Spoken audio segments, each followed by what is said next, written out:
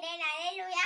சங்கீதம் 45 அதிகாரம். ஷோஷானிம் என்னும் வாத்தியத்திலே வாசிக்க கேராகின் புத்திரரில் உள்ள இராகா தலைவனுக்கு ஒப்புவிக்கப்பட்ட நேசப்பாட்டாகிய சங்கீதம். 1 வசனம். என் இருதயம் நல்ல விசேஷத்தினால் பொங்குகிறது.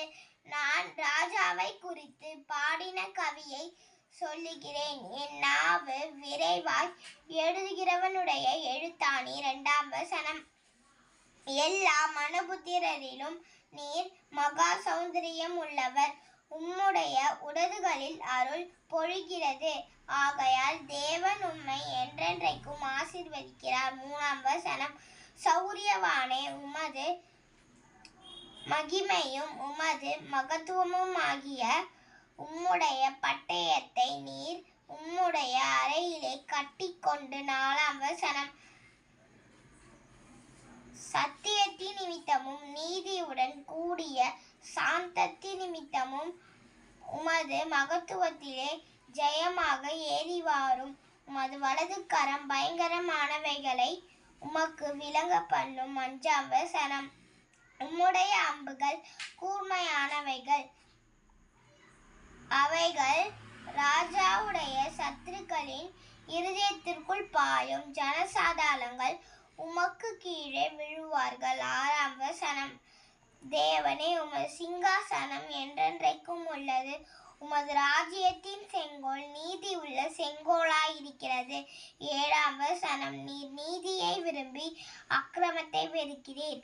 ஆதலால் தேவனே, உம்முடைய தேவன் உமது தோழரை பார்க்கிலும் உம்மை ஆனந்த தைலத்தினால் அபிஷேகம் பண்ணினார். 8 வசனம்.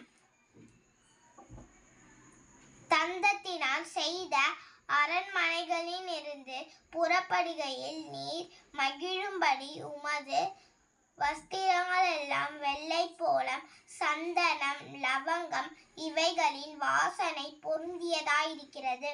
9 வசனம். உமது நியாயகிகளுக்குள்ளே அரசரின் குமாரத்திகள் உண்டு.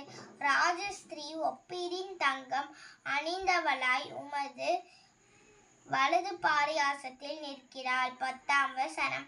குமாரத்தியே கேள், நீ உன் செவியை சாய்த்து சிந்தித்துக்கொள். உன் ஜனத்தையும் உன் தகப்பன் வீட்டையும் மறந்துவிடு. 11 வசனம். அப்பொழுது ராஜா உன் அழகில் பிரியப்படுவார். அவர் உன் ஆண்டவர். ஆகையால் அவரை பணிந்துகொள். 12 வசனம். திருக்குமாரத்தி காணிக்கை கொண்டு வருவார்.